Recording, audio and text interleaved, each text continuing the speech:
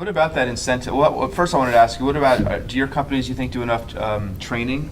And what does that look like? I mean, not just training, just for your job, but kind of, do they do, trainings at interval times to kind of, because they want to, obviously, they want to keep you at the company, but also kind of, show you how to move ahead and that kind of thing. So is training, do your companies do enough in that regard? I think there's always room for more. I come from, it's not a small management company by any means. We have about 42 hotels right now, but everyone ends up getting stretched pretty thin as we acquire new hotels and so on, that a lot of the time you really have to be the one that takes the initiative to ask for the training or help set up the time for the training and all of that, because everyone a lot of people tend to get they prioritize the guests or the clients over their own team. Their own team, yeah. So it has to be a balance of wanting more as well as asking for it, and then having a team that is willing to make time for it. Mm-hmm. Anyone else? I would say we do quite a bit of training. We do, every manager does a development plan, and each year they're expected to have some sort of personal growth, and then we evaluate what personal growth that is at the end of the year. In addition, we have a mentor program, so each manager is partnered with a senior manager to further develop themselves, and they can meet as often or as little as they like. And then we do monthly manager training sessions. So, for example, and it's not necessarily related to the work. Our last one was about gratitude, and how do you find thankfulness or gratefulness in everyday work. And so, I feel like to your point, you could always do more, and we always want to do more. But I think that we really try to get it out there. Get it out there. Yeah. Anyone else? Everyone pretty satisfied with the training at their companies? Brianna? Well, I'm the entrepreneur here who was the crazy one, so the perspective is much different because we are a small organization. Mm-hmm. Most of our assets are in secondary, tertiary markets, and we are looking for individuals that are very entrepreneurial with their ability to be proactive versus reactive, because of the size and the resources that we have as an organization, similar to what First Hospitality or Hostmark has, that fire in the belly goes a long way when you're looking to do more in your life from a perspective of helping others and servicing others, rather than just looking at it from a perspective of what kind of package you're getting financially. Right. Because I think that's what sustains any individual in an operationally intensive business like that we're in.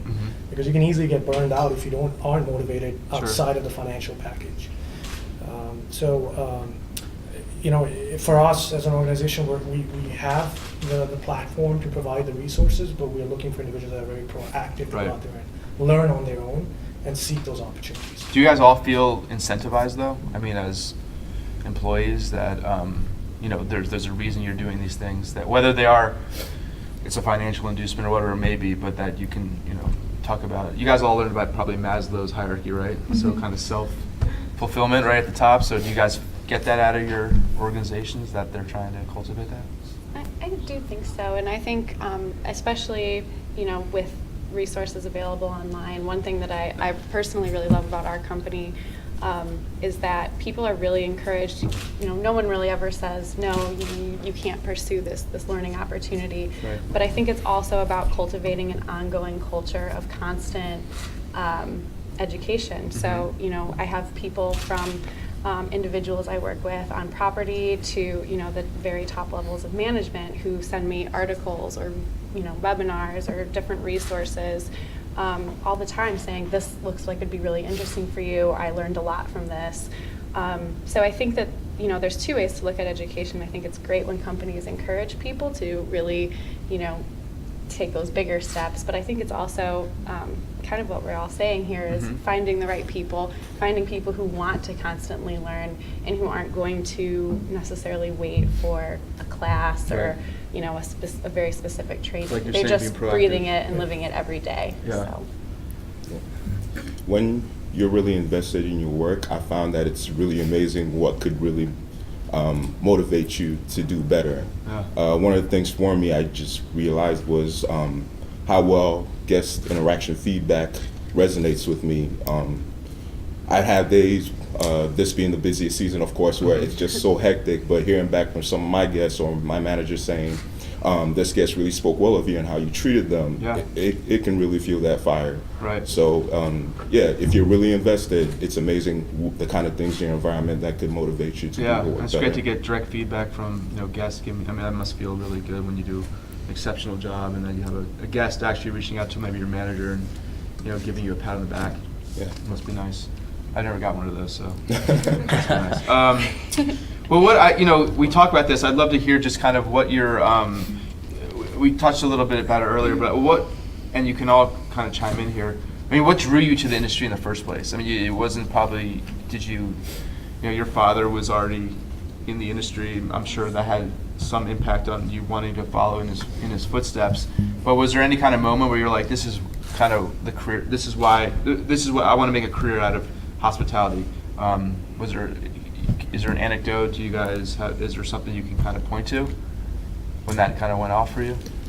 Sure, I can speak first. My family did not travel growing up. I went on 2 vacations before I was 18, and that was it. So I think the second vacation, we were in Poland as a family, and just the hotels we were staying at, the places we were seeing, and the fact that it was my first time in a different country, I think that's where I was like, okay, that's saying like find what you love and then make a career out of it. So that's pretty much where I came from. We spent our summers camping, and now I think camping is in a hotel. So, that's pretty much, I'll never leave this industry. Yeah.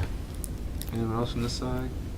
For me, I actually started, and my degree was in accounting, and it was just one day out of nowhere. I was sitting in one of the law classes, and I was like, what the heck am I doing? This is awful. This is boring. I want a challenge. And one of my friends was actually in the intro to hospitality class, and they're like, why don't you like come sit in the class, like check it out. And I just sat in the class. I was like, this is the challenge that I want. This is like, every day it's different. I cannot stand sitting at a desk for 8 hours or even 2 hours a day. I'm always on the move and like running around, and it was just like, this is like the perfect thing. So debits and credits weren't enough Forget challenge. And I agree. It was that first hospitality class with Dr. J, and her energy and just her enthusiasm about the industry. I really think it was her and the faculty more than the actual subject matter, because like you, I didn't know what I wanted to do in hospitality. I just knew that something about it drew me to it, and ended up what it is.